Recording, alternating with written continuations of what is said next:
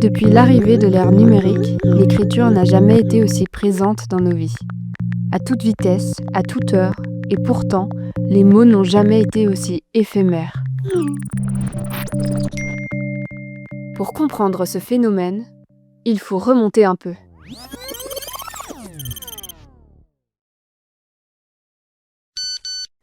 Neuf touches.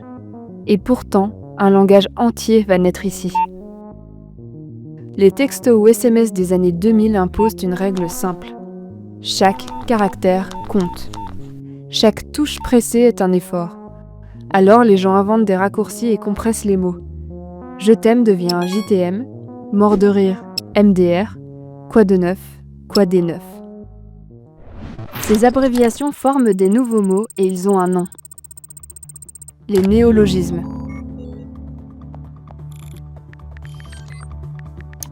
Et pour la première fois, ils naissent à la vitesse de la parole. Écrits, envoyés, adoptés en quelques semaines. Les réseaux sociaux, les forums et les jeux multijoueurs ont joué un rôle central dans la circulation rapide de ces formes linguistiques, s'adaptant aux usages et aux dynamiques communautaires.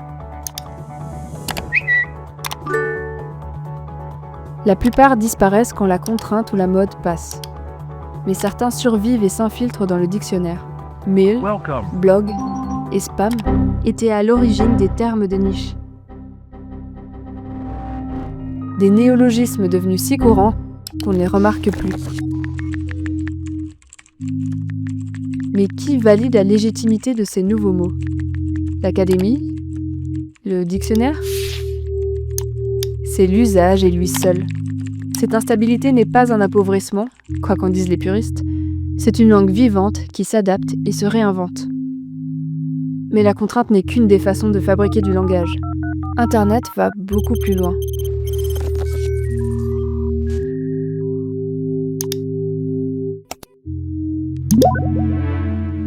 Les mots y naissent petits, au sein d'une communauté restreinte, façonnée par ses références, ses blagues internes et ses codes.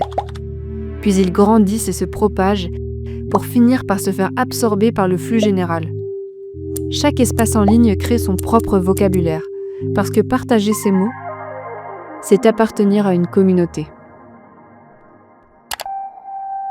Cette appartenance passe souvent par la compression, et il en existe deux types. La contrainte technique, lorsque la plateforme impose des limites, et la compression spontanée et collective, quand Delusional devient Delulu, ce n'est pas juste pour aller plus vite, c'est pour signaler qu'on maîtrise les codes. La compression n'est pas la seule façon dont Internet remodèle le langage. Parfois, des mots existants changent de sens. Ratio, en termes de maths, signifie qu'une réponse à un post récolte plus de likes que le post original. Slay, tuer, devient un compliment.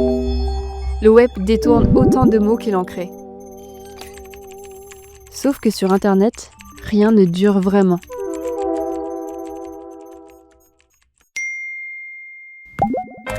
Aujourd'hui, les réseaux sociaux propulsent un mot à l'échelle mondiale en moins de 48 heures. Plus un mot se répand, plus il s'épuise. Un argot qui appartient à tout le monde n'appartient plus à personne. Kiku désignait ceux qui écrivaient en abrégé. Quand tout le monde s'y est mis, le mot a perdu sa raison d'être.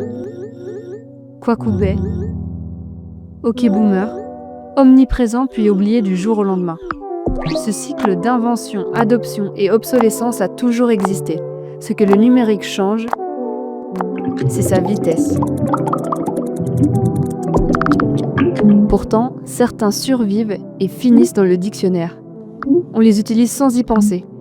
Mais pour chaque mot qui s'installe, des dizaines sont oubliés. Cette créativité ne se limite pas qu'aux mots, elle touche aussi les symboles. En 1982, sur un forum universitaire, quelqu'un propose d'utiliser ce symbole pour distinguer les messages sérieux des blagues. Ces deux caractères forment le premier émoticône numérique. 17 ans plus tard, le designer japonais Shigetaka Kurita dessine les premiers emojis. Image, moji, caractère. Aucun lien avec les émotions, simple coïncidence qui a aidé à leur adoption mondiale. Laurence Rosier, linguiste et autrice de l'Université libre de Bruxelles, les compare à des didascalies. Écrire « c'est bon » avec ou sans emoji ne veut pas du tout dire la même chose. Mais ces conventions ne sont pas universelles. L'emoji qui pleure de rire était le plus envoyé au monde. La Gen Z l'a jugé ringard et l'a remplacé par le crâne. Le pouce en l'air, neutre pour une génération, devient passif-agressif pour une autre. Ce fossé ne se limite pas qu'aux emojis. Pour certains, les majuscules crient et un point à la fin d'un SMS est perçu comme froid. Quand une génération ne comprend plus les codes de l'autre, la langue cesse d'être un pont. Elle devient une frontière. Le langage numérique n'a jamais appartenu à personne. Il appartient à ceux qui le parlent, dans un contexte précis. Et quand le contexte change, le langage change avec lui.